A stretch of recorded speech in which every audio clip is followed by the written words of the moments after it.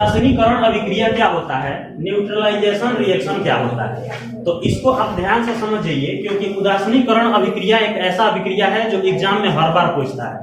चाहे आप पिछले 3-4 साल का पेपर उठा के देखेंगे तो उसमें आप पाएंगे कि उदासीनीकरण अभिक्रिया लगातार हर साल पूछता है। इसलिए आप इसको मान लीजिए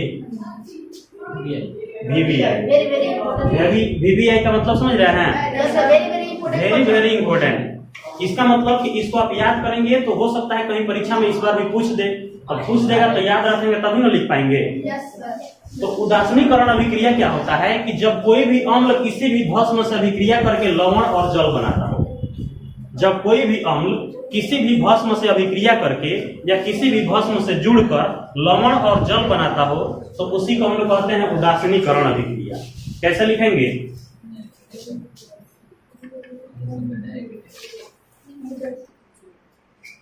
इसका मतलब ये हुआ कि जब हम किसी भी अम्ल को किसी भी भस्म से संयोग कराएंगे, मिलाएंगे, तो क्या बनेगा? लवण और जल बनेगा।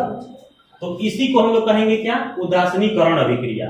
अब यहाँ अम्ल का मतलब कोई भी अम्ल हो सकता है, जैसे अम्ल अनेकों प्रकार के होते हैं।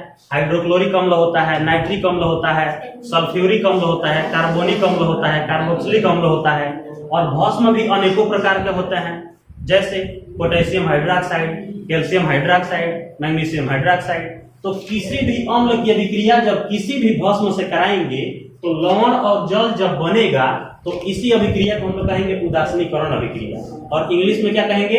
Neutralisation reaction. जैसे हम लोग एक अम्ल लेते हैं HCl, तो HCl को हम लोग क्या कहते हैं? हाइड्रोक्लोरिक अम्ल। और एक भस्म लेते हैं पोटेशियम हाइड्रोक्साइड, जिसका सूत्र होता है KOH। तो जैसे ही हाइड्रोक्लोरिक अम्ल की अभिक्रिया जब हम लोग कराएंगे किससे? पोटेशियम हाइड्रोक्साइड से, तो पोटेशियम क्लोराइड बनेगा और जल बनेगा। तो इसको हम लोग कह सकते हैं ये हो गया हाइड्रोक्लोरिक अम्ल।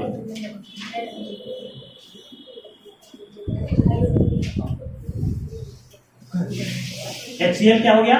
हाइड्रोक्लोरिक अम्ल और पोटेशियम हाइड्रोक्साइड।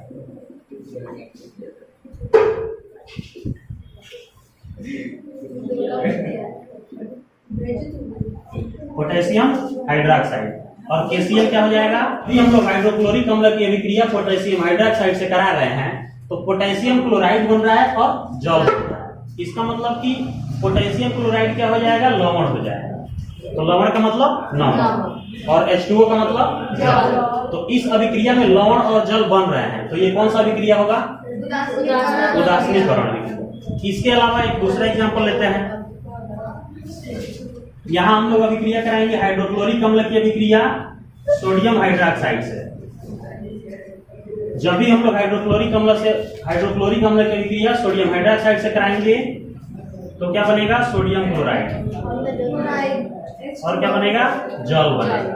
हाइड्रोक्लोरिक अम्ल सोडियम हाइड्रोक्साइड से अभिक्रिया कर रहा है और अभिक्रिया करके सोडियम क्लोराइड बना रहा है और जल बना रहा है। इसका मतलब कि सोडियम क्लोराइड भी लवण है और H2O जल है, तो इस अभिक्रिया में भी लवण और जल बन रहा है। तो यह भी अभिक्रिया क्या होगा?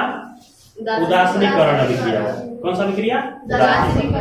इंग्लिश में न्यूट्रलाइजेशन रिएक्शन। समझ गए? किसी को कोई दिक्कत?